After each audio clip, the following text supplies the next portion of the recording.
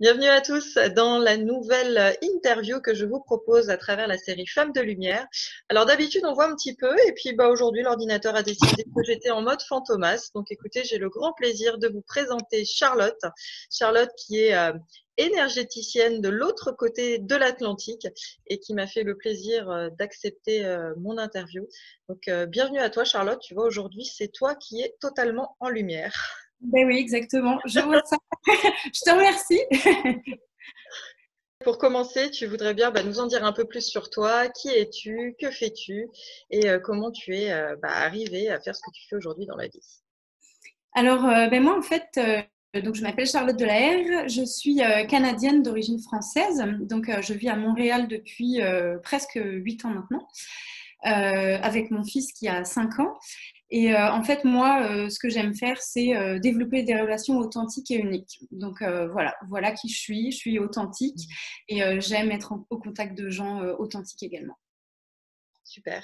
Et alors du coup, je sais que tu es passée par plusieurs phases dans ta construction professionnelle. On aura l'occasion de revenir dessus un petit peu plus tard.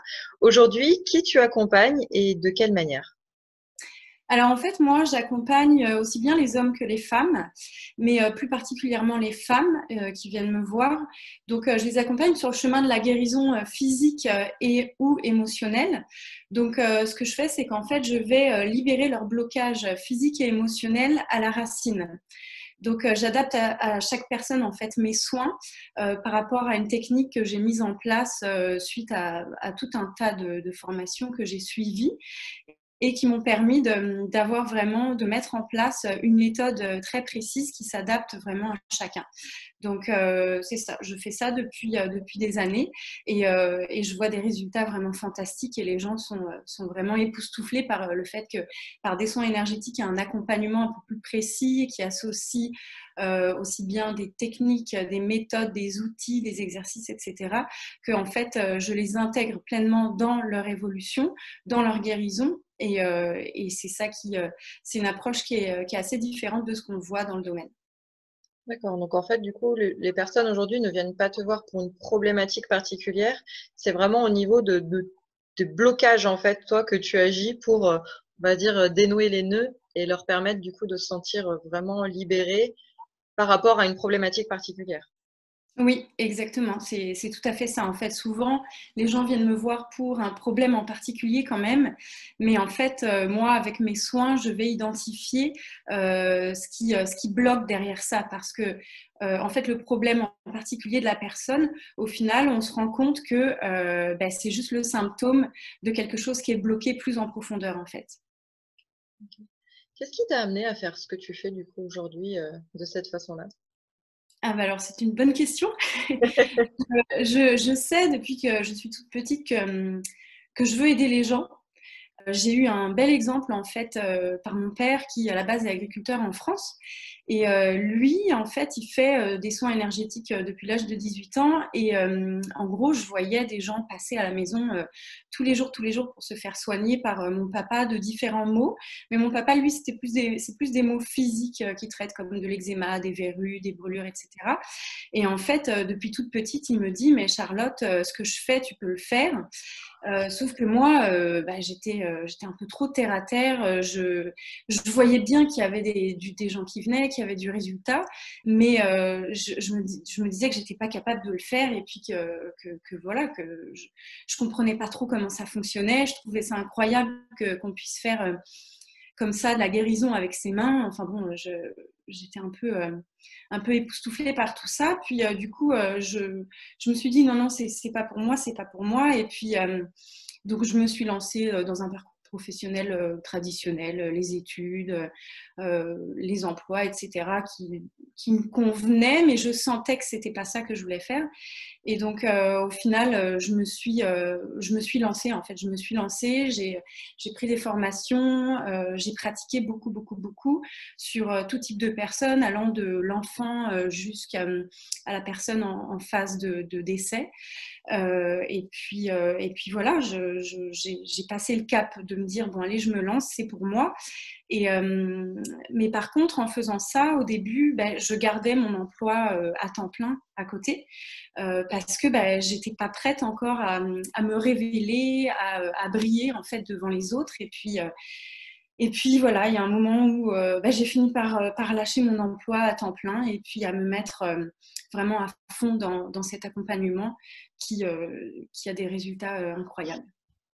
Et qu'est-ce qui t'a permis de faire la bascule justement? Parce que du coup, toi, tu avais déjà un bel aperçu avec ton papa de cette ouverture d'esprit, en tout cas, sur l'énergétique, le subtil, etc. Qu'est-ce qui, à un moment donné, t'a décidé de te dire, allez, moi aussi, je me lance, moi aussi, je fais ce switch, je quitte un emploi, voilà, qui me convient plus ou moins, et je me lance vraiment dans ce qui m'appelle et dans ce qui est, dans ce que j'ai moi à apporter, en fait. Oui, c'est ça en fait, c'est que je sentais vraiment physiquement que ce que je faisais n'était pas ce que je devais faire.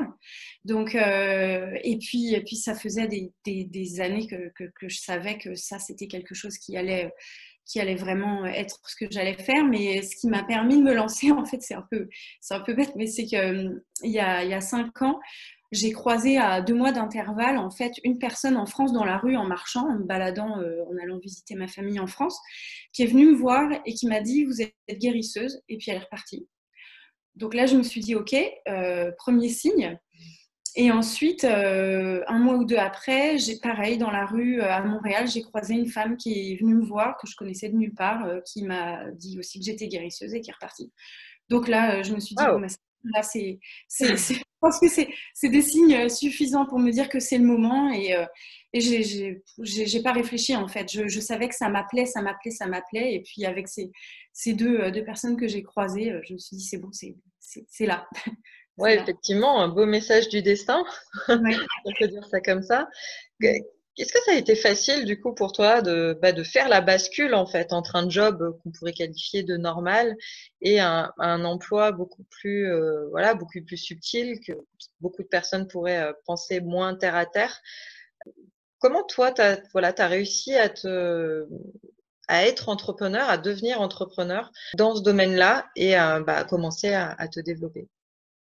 En fait, je l'ai plutôt bien vécu dans le sens où, dans mes emplois précédents, j'étais quand même assez indépendante.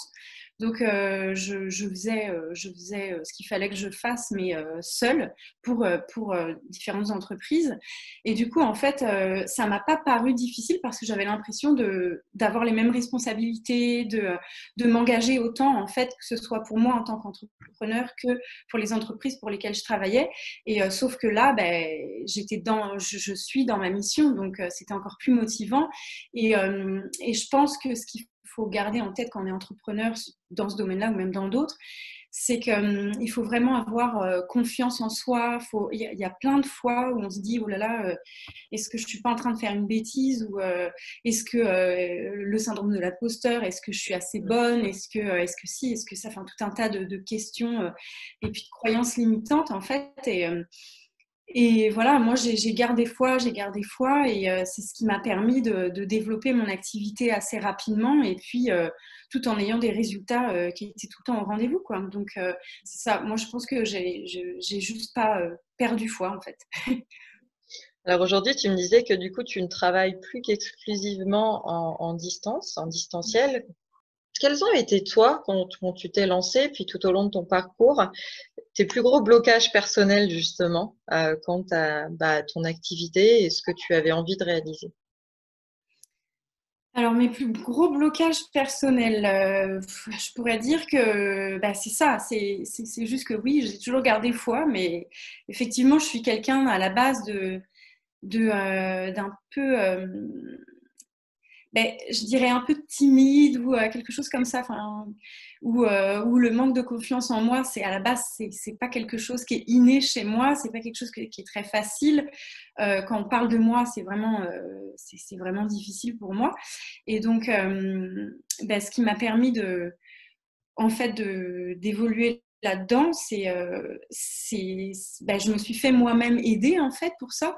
Et donc c'est ça, aider comme des gens, par des gens comme toi, aider par d'autres thérapeutes dans le même domaine. Enfin voilà, je pense que quand on est entrepreneur, c'est important de se faire accompagner également. Même si nous, on est coach, même si nous, on aide les gens, il faut garder en tête et que c'est tout à fait normal. Et voilà, enfin, moi, je me suis fait aider par différentes manières, différentes personnes. Et puis, c'est ça qui m'a permis d'en arriver là où je suis, en fait. Bah, écoute, je te remercie d'avoir l'honnêteté de le dire parce que des fois c'est un petit peu tabou alors que effectivement on est beaucoup, si ce n'est tous, je pense, à un moment donné de notre carrière ou en tout cas de ce qu'on essaye de développer, bah, de se faire accompagner par d'autres qui sont déjà effectivement passés par là ou qui sont spécialisés si on rencontre une problématique particulière et effectivement c'est important. Bah, de pas hésiter en fait à se faire accompagner bah, pour gagner du temps et puis pour pas tourner en rond, en boucle sur quelque chose que voilà, on n'arrive pas à dépasser. Toi qui es maintenant au Canada depuis un certain temps, est-ce que justement dans le développement de ta pratique et la façon dont c'est perçu, tu as vu une vraie différence par rapport à ce que tu aurais pu réaliser en France? Alors, d'une certaine manière, oui, parce que je pense qu'au Canada, on est beaucoup plus ouvert à différents types de thérapies. Donc, c'est sûr que les gens vont être moins réticents, même s'ils ne connaissent pas, par exemple, pour ma part, la thérapie énergétique et que ça leur semble un peu bizarre, etc. En fait, les gens passent le cap en fait de se faire accompagner par des gens comme moi, puisque ils ont envie d'essayer, ils ont envie de découvrir, s'ils comprennent pas au début, c'est correct. Et puis il n'y a pas besoin de prouver par A plus B que ils sont très ouverts en fait. Donc du coup, je pense que oui, effectivement, au Canada, je pense que si j'étais restée en France pour faire ça, ça m'aurait demandé plus de temps et puis peut-être une approche différente pour pouvoir en arriver là où je suis maintenant. Mais c'est ça. Sinon, à part ça, je sais que dans le domaine de la médecine en tant que telle, je sais que la médecine commence à se développer pas mal en parallèle avec l'aide de la médecine énergétique. Par exemple, si on va dans les centres de gens qui ont le cancer ou dans les centres de grands brûlés ou choses comme ça, je sais qu'en France, il y a des magnétiseurs énergéticiens qui viennent aider la médecine conventionnelle, tandis qu'au Canada, pour le coup, ben là, c'est un peu différent. C'est pas encore ouvert à ça. Donc, il y a vraiment des aspects positifs de chaque côté. Donc, voilà, c'est mon expérience à moi de ça. Est-ce que du coup, le fait bah, de passer tes journées à aider les personnes sur bah, les blocages qu'elles peuvent rencontrer, ça t'a permis, toi, de t'aider à mieux dépasser tes propres blocages? Ah ben bien sûr, c'est en fait travailler avec les gens, c'est travailler sur soi également. On apprend des choses sur soi, on se développe de jour en jour. Oui, c'est incroyable à quel point en fait nos clients nous aident aussi à nous dépasser, nous développer, nous comprendre et puis nous améliorer au quotidien, quoi. Mm. Est-ce que du coup, peut-être de par la période que l'on vit ou voilà, je ne sais pas, peut-être quelque chose en ce moment, tu as constaté qu'il y avait vraiment des blocages récurrents, ou en tout cas des blocages qui étaient très souvent identifiés. Oui, oui, oui. Oui, c'est sûr que la plupart des blocages sont des blocages émotionnels, psychiques en fait. Il y a beaucoup de personnes angoissées, stressées, qui cherchent à trouver leur mission, qui savent qu'elles ne sont pas au bon endroit, mais elles ne savent pas comment avoir des réponses, comment accéder à ce qui se trouve à l'intérieur d'elles. Et effectivement, ça, c'est un blocage assez récurrent. Ce sont des blocages récurrents que je rencontre au quotidien. Après, je dirais qu'il y a pas mal aussi de blocages physiques. Mais les blocages physiques, il faut savoir que pour la plupart, c'est pas mécanique. En fait, ça vient également de blocages émotionnels. Et dans ce cas, oui, c'est sûr que l'émotionnel, en fait, pour moi, c'est la base, en fait. C'est vraiment la base. Quel message tu aurais envie de passer justement aux personnes qui peuvent être un peu réticents à passer sur le plan énergétique? Parce que beaucoup de personnes, des fois, en viennent là quand, ben, médicalement parlant, sur le plan très pratico-pratique, elles ont essayé déjà beaucoup de choses et que, ben, malheureusement, rien ne fonctionne et qu'elles ne comprennent pas ce qui va pas. Est-ce que tu aurais envie, voilà, de partager aux personnes qui nous regardent et puis qui peuvent se poser des questions sur des choses que parfois elles n'arrivent pas forcément à décrire sur ce qui ne va pas, sur leur façon d'être ben, en quête d'elles-mêmes ou de se poser des questions sur telle ou telle chose. Beaucoup de personnes aujourd'hui ont envie justement de prendre du recul par rapport à la médecine générale, sur le fait de prendre des médicaments, etc. Bien que la médecine telle qu'on la connaît ait aussi sa place et que ce soit complètement parfois complémentaire, ou en tout cas une autre façon de voir les choses. Qu'est-ce que tu aimerais voilà, partager à ces personnes qui n'ont peut-être pas encore essayé et qui peuvent être un petit peu sceptiques sur le fait bah, d'essayer quelque chose qui peut-être leur fait un peu peur ou qu'elles ne se sentent pas maîtrisées ou voilà, un ressenti un peu comme ça? Moi, je dirais que, en fait, pourquoi ne pas essayer une médecine qui prend en charge, en fait, la personne dans son entité entière. Je ne sais pas comment dire ça, mais en fait, c'est que la médecine énergétique, par exemple, par rapport, ou la médecine holistique, en fait, c'est ça, c'est la médecine holistique par rapport à la médecine conventionnelle, donc va prendre la personne dans son ensemble. C'est-à-dire que oui, il y a un problème, mais on ne va pas se concentrer uniquement sur le problème, en fait, qui est juste le symptôme de ce qui se passe derrière. Donc, ce qu'on va faire, c'est que plutôt que de donner des médicaments pour enlever le symptôme, ben là, nous, on va aller chercher ce qui se trouve derrière le symptôme et ce qui fait que du coup, ça produit tout un tas de choses négatives en la personne. Et donc, moi, je vais aller chercher en fait à la racine, je vais aller mener mon enquête par des soins énergétiques pour aller chercher justement et libérer en fait le problème, le symptôme à son origine. Et en fait, du coup, ce qui fait que oui, on va régler donc le symptôme, mais on va régler aussi tout un tas de choses qui est lié en fait à ça, puisqu'au final, on se rend compte qu'il y a énormément de choses liées quand on regarde le symptôme final. C'est comme si on tirait sur une corde, où sur cette corde, il y a plein de nœuds, et puis on tombe sur un nœud, on le libère, on tombe sur un autre nœud, on le libère jusqu'à arriver à la racine du blocage, quoi. Et donc, c'est toute une autre méthode de guérison, en fait. Et c'est pour ça que c'est très puissant et très profond, puisqu'on va pas simplement régler le problème de base, effacer le problème de base comme ça, pas de base, mais le problème final comme ça, qui va sûrement revenir parce que, bah, par exemple, quand on prend un traitement médical, si on arrête le traitement médical, bah, sûrement que le problème, il va revenir, quoi. C'est juste comme mettre un patch sur le symptôme et puis, ok, bon, bah, il n'y a plus de symptômes, mais jusqu'à quand? Et puis, voilà, en fait, c'est ça. Là. Pour moi, c'est pourquoi ne pas essayer une méthode qui est moins peut-être invasive que la médecine conventionnelle avant de se mettre dans des traitements, etc., qui sont très très lourds, avec des effets secondaires, etc. Enfin, je pense que c'est ça. Si moi j'avais un conseil à donner, ce serait de prendre les choses plutôt dans ce sens-là. Et puis après, ajouter, je dis certainement pas que la médecine holistique remplace la médecine conventionnelle, certainement pas, mais c'est quelque chose qui peut régler beaucoup de problèmes qui n'ont pas forcément besoin d'être réglés par la médecine conventionnelle, en fait.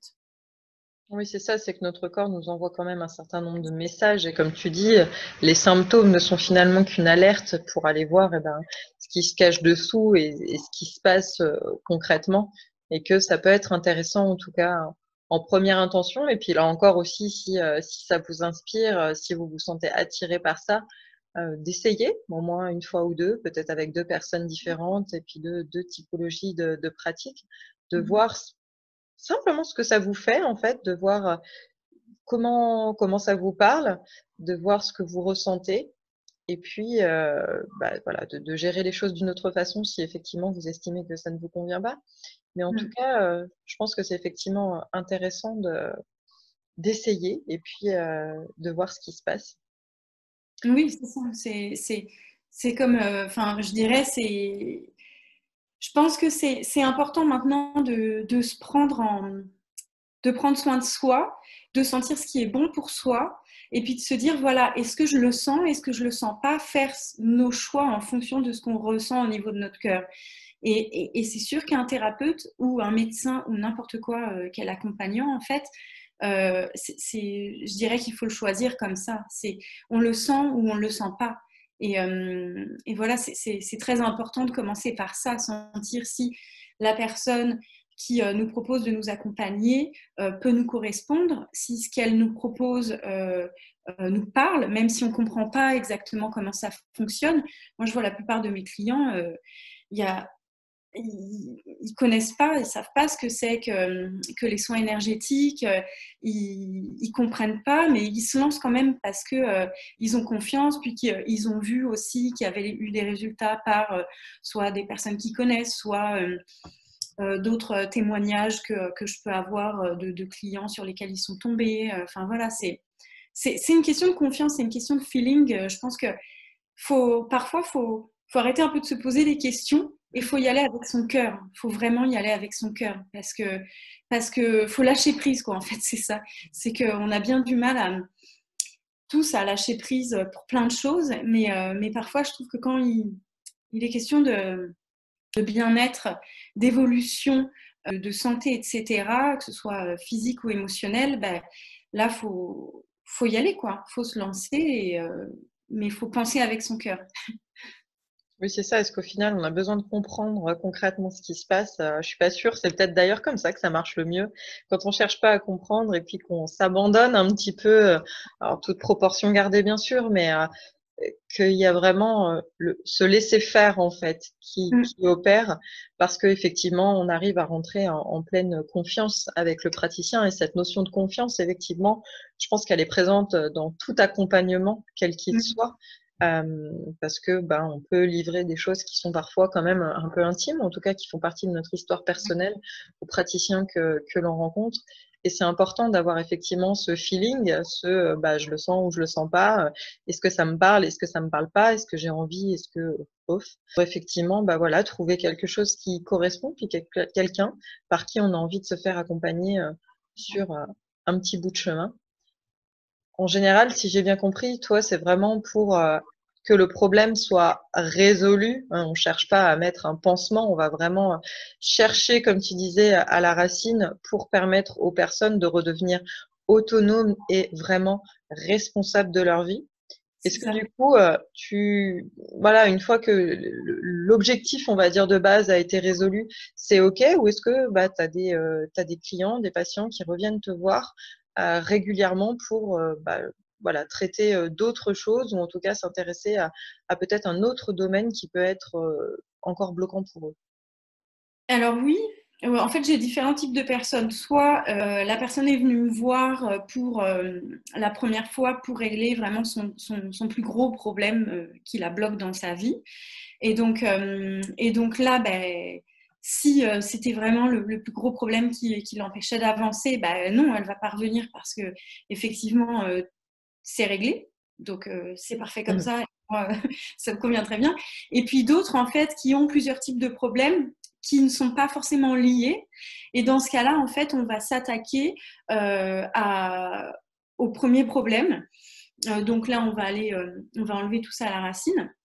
Et puis ensuite, si la personne a d'autres problèmes annexes qu'elle veut traiter, bah oui, ça m'arrive aussi de revoir des gens pour traiter d'autres choses. Ouais. Mm. Dans les programmes d'accompagnement que tu proposes, du coup, est-ce que là aussi, ça peut être personnalisé ou c'est par rapport à un problème particulier où tu accompagnes du coup les personnes sur un peu plus de temps pour leur permettre de vraiment intégrer et digérer, transformer tout ce que tu leur apprends, tout ce que tu leur fais passer à travers cet accompagnement-là. Oui, alors c'est ça, j'ai différents types d'accompagnement, mais celui, on va dire, l'accompagnement principal que je propose, en fait, c'est un accompagnement qui se passe sur 6 semaines. Et donc cet accompagnement, oui, c'est un accompagnement qui est fait de soins énergétiques, mais pas seulement. C'est un accompagnement qui propose des enseignements, des outils, des exercices en fait à pratiquer au quotidien pour se créer sa propre caisse à outils en fait. Dans le sens où les gens chaque semaine, ils vont travailler sur un thème différent. Donc je vais envoyer des informations concernant ce thème. Donc, ils vont faire leur cheminement aussi personnel là-dedans. Pendant ce temps-là, moi, je fais les soins énergétiques.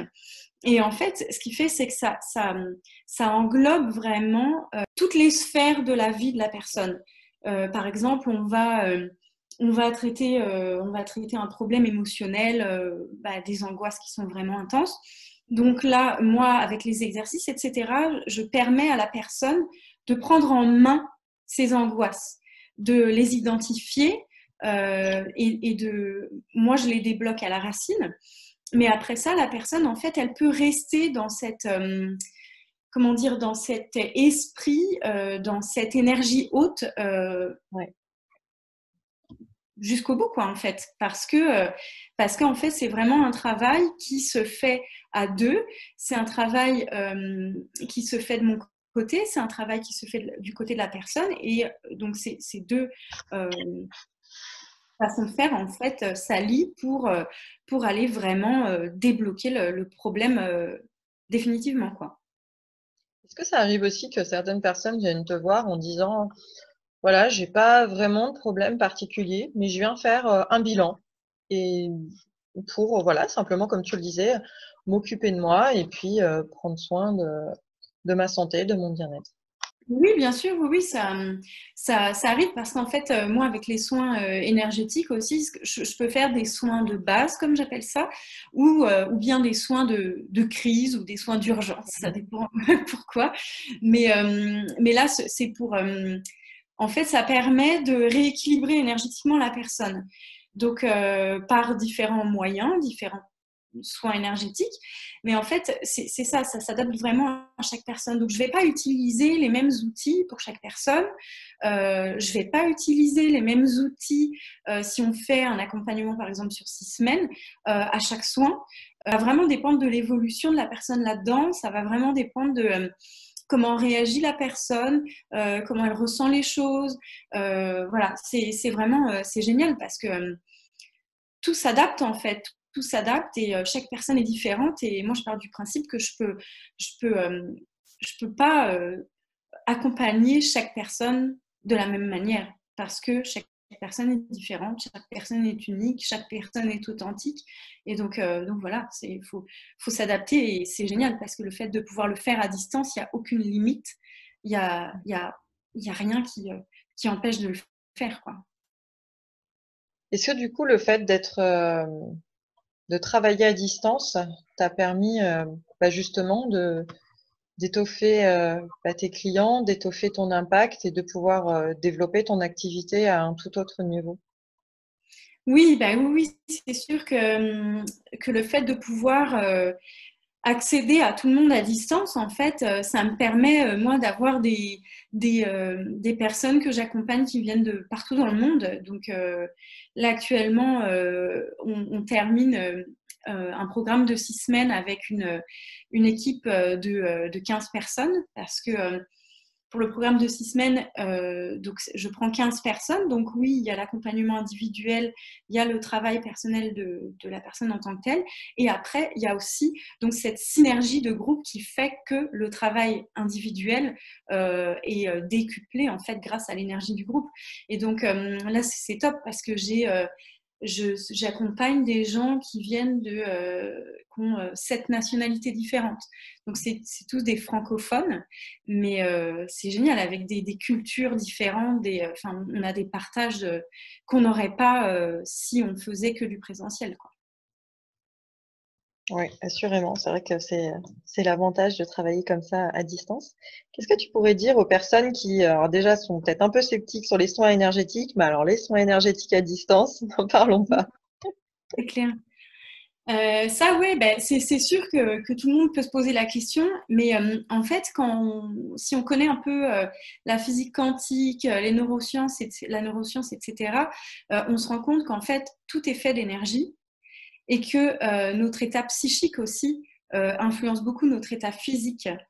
Et donc ça, sachant que tout est fait d'énergie, eh ben, chaque chose interagit, qu'on soit à côté ou qu'on soit à distance.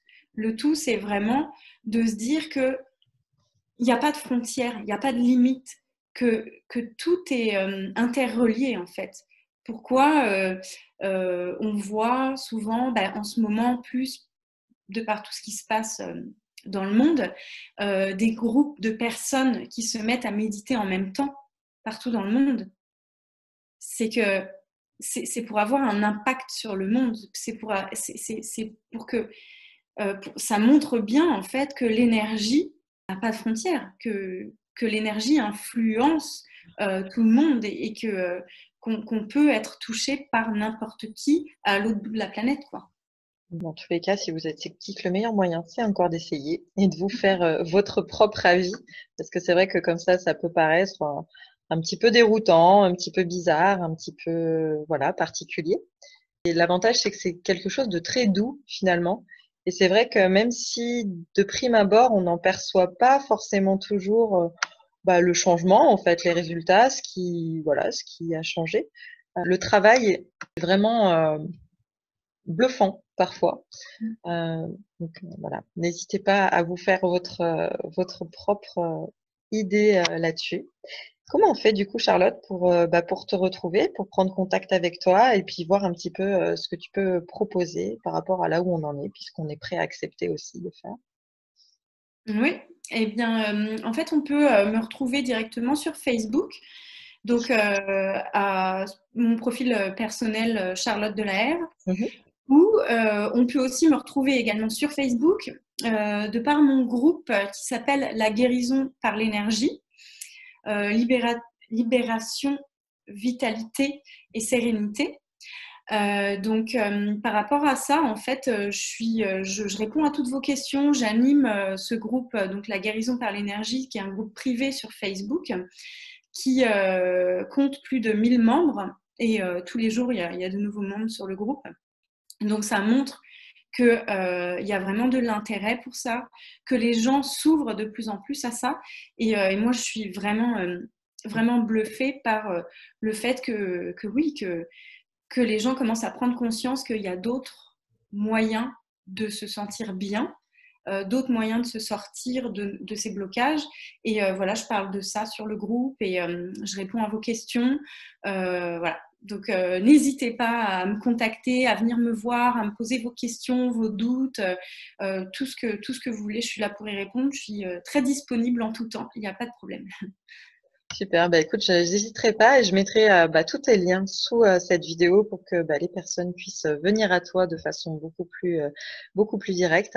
Je te remercie vraiment beaucoup, Charlotte, d'avoir accepté mon invitation et d'avoir voilà, échangé avec toute ton authenticité sur le sujet. C'est vrai que l'énergétique, on en parle de plus en plus selon là où on en est parfois sur son propre chemin et puis les questions qu'on a été amené à se poser ou pas encore.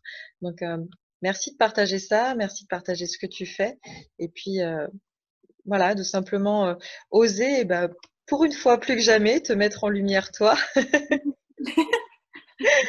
Et puis partager avec autant de simplicité en fait ce que tu fais. Je pense que c'est important d'être effectivement accessible et de parler simplement en fait de ce que l'on fait et puis de permettre aux gens d'essayer, de leur laisser se faire leur propre avis avec voilà autant de simplicité et de bienveillance. Donc, merci beaucoup pour ça. Merci à toi de me donner l'occasion de le faire. C'est très, très gentil. Merci. Je vous souhaite une super journée à tous et à très bientôt pour une prochaine interview.